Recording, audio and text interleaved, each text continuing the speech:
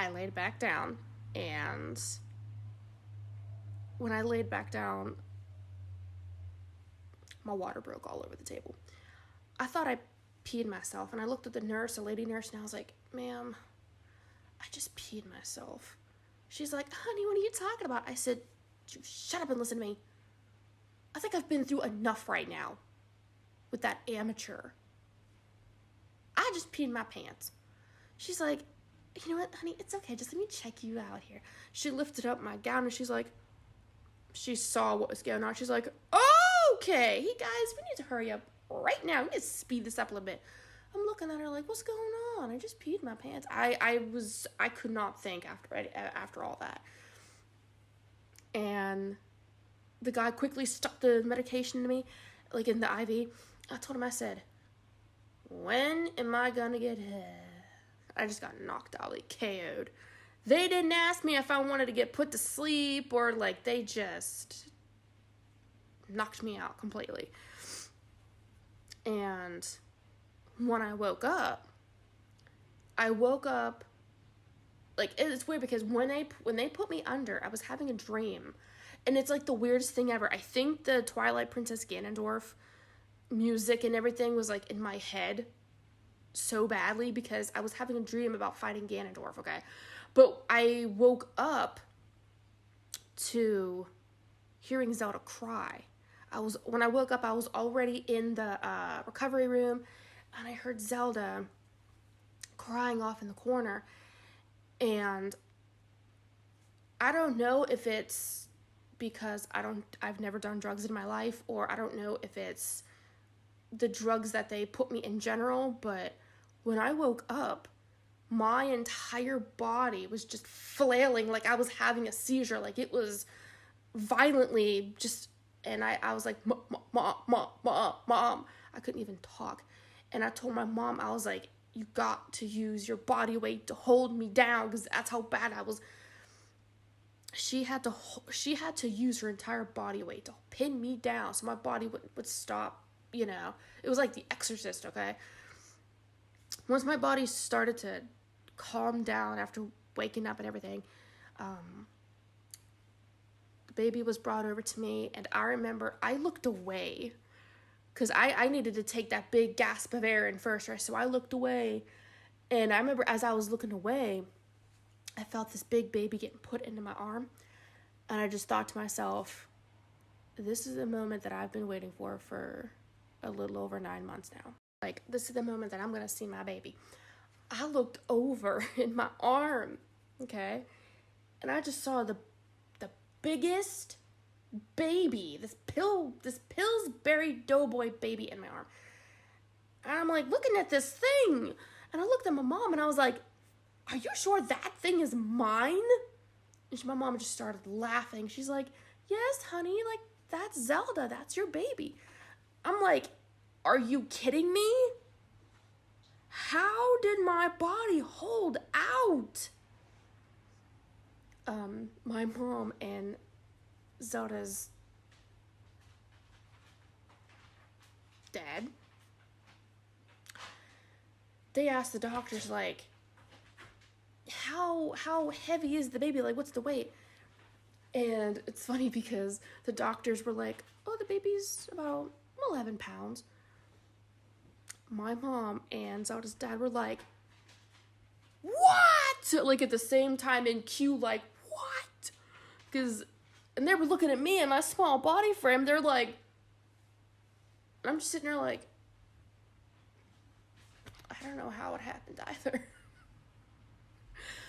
But I was holding on to this baby, and the one thing that I remembered Aaron told me before he passed away was, it doesn't matter which way you have the baby, either down there or from the stomach, you're going to be in a lot of serious, extreme pain. And you're going to feel like you can't get up, you can't walk, you can't freaking do it, you can't make it. He said, but you know what, Penguin? He said, this is what I want you to do. Instead of having that mindset, look at the baby. I want you to look over across the room and look at that baby laying in that little bed. You'll get up. And I told him, I said, well, how's that going to help? He's like, don't ask me questions. When that happens, look at the baby. So the doctors were going to have me walk the next morning. So the next morning came, and they're like, all right, honey, time to get up, get a walk. And I'm like, I just got cut open like 12 hours ago. Like, because I had ZELDA like she came into the world like 5:35 p.m. or something on January 18th, right? So January 19th, early in the morning, I'm like, I can't get up. I just had this baby. Like, I just got cut open. What do you mean walk? I'm not on painkillers or anything. I can't even get up. That's when I remembered what Aaron told me. Don't focus on the pain. Don't start telling yourself you can't get up and do it. Shut your mouth. Look at the baby across the room. You're going to get up. You're going to fight your way to that baby. And I remember laying there in bed and just thinking about everything that Aaron had told me right before he died, you know, like a couple months before he passed away. And I looked over at ZELDA, and I literally, oh my God, I get goosebumps. I literally felt that rush of energy, like that strength. And I just looked at my baby, and I'm like, I want that baby. She may be a little bit away from me, but I want that baby. I pushed the nurses out of the way. I was like, get out of my way. There's a guardian coming through. Pushed them out of my way. And I walked across there, and I got to ZELDA, and I'm like, hi, honey. Hi, baby. And like, again, I was still in that emotional state of having ZELDA and my best friend just passing away. But I'm like, hey, baby, hey, you know. And the doctors told me that I had to go out in the hallway and walk up and down the hallways. And again, I started having that mindset of, I can't do it. I can't. But then I started remembering when Aaron was alive and he had the bone marrow cancer, like he had cancer in his hips. And it was really hard for him to walk, and it was really painful. But he and I both would always go to the park together, and we would walk the trail. I would help him walk the trail. And I looked at ZELDA, and I closed my eyes, and I said to myself, I said, Aaron, when you were down here on earth, you had cancer in your hips, I helped you walk. Now you have to help me. I walked out that hallway, and I started walking up and down all by myself. My mom was like, honey, do you want some help? And I told her, I said, no, I don't want no help. Because when I get back home, I'm not going to have that help. I could do it on my own. I kid you not, I felt, it was like Aaron's spirit was like right behind me, walking with me. I made it up and down and up and down and up and down and up and down those hallways multiple times. I didn't get to go home until like almost a week later. Let me tell you, it was the greatest moment of my life, being able to get out of the hospital and take my little baby home. And it's just like, now my little girl, she is graduating freaking kindergarten now, you know? She's graduating next month in June. She already got her cap and gown ready. And I'm sitting here, and I'm like, I want to cry now, because it's like, I look, like the entire pregnancy story that I just told you guys, I'm like looking at all of that now, and I'm like, holy crap. Like, now my baby's about to graduate kindergarten. She's on her way to first grade. Like, oh my God. And, you know, her and I, we play Destiny 2 together all the time, as you guys know.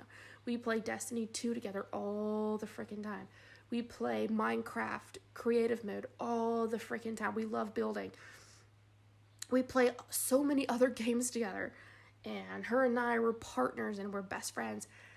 And it's just like, and now her and I have this YouTube channel together, you know, and we have our TikTok together, and everybody likes us. And it's just like, Jesus Lord. But, it's just like time went so fast, and my little girl, she's about to graduate kindergarten, and she's going to first grade, and like, I am so beyond proud of her. I am. But it's just like, dang, like, us mothers, we literally stare in the face of death itself. Ain't no man ever gonna do that. We literally stare in the face of death for our children.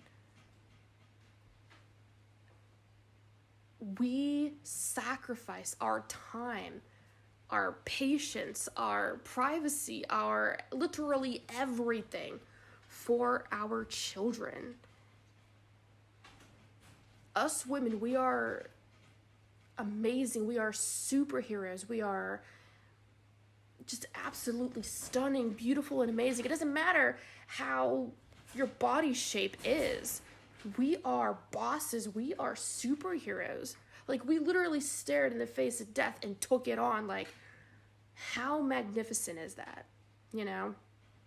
And like we are true guardians. Like, even like, again, us mothers in destiny.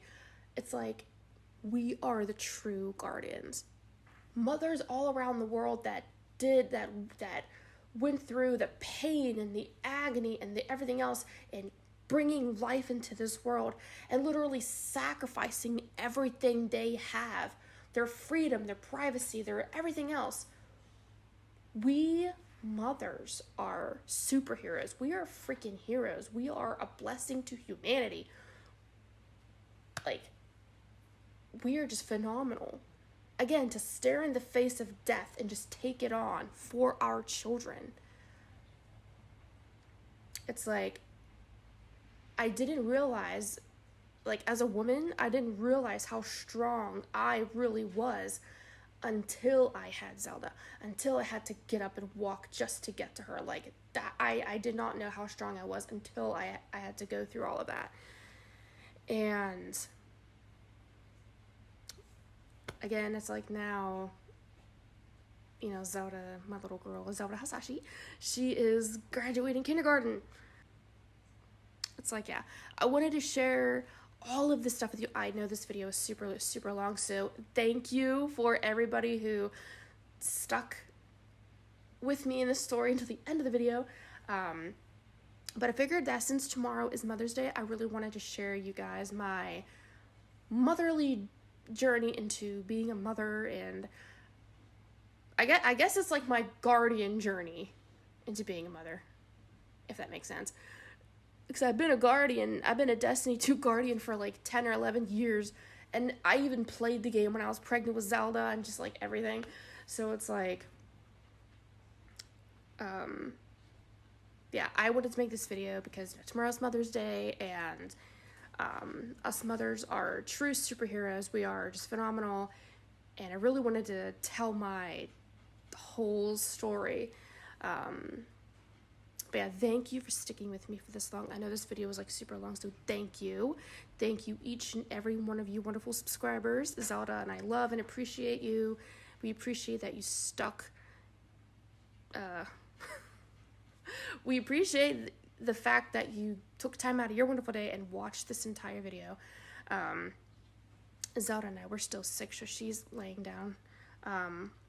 But yeah, happy Mother's Day to every single wonderful, beautiful, amazing mother out there. You wonderful, wonderful, wonderful guardian mothers out there in Destiny 1 or Destiny 2. Thank you, thank you, thank you, all you wonderful mothers, for being mothers. You're amazing. Happy Mother's Day to all the guardian moms out there in Destiny 1, Destiny 2. Thank you, or I should say happy Mother's Day to all the wonderful mothers out there that are just absolutely stunning and absolutely amazing. So yeah, that is, I guess this video would be like my Mother's Day special. I'll go with that. But yeah, happy Mother's Day to every single amazing mother out there, including Destiny 1, Destiny 2, Guardian Mothers, all that other stuff. Thank you, and have a wonderful, amazing Mother's Day. Go spoil yourself.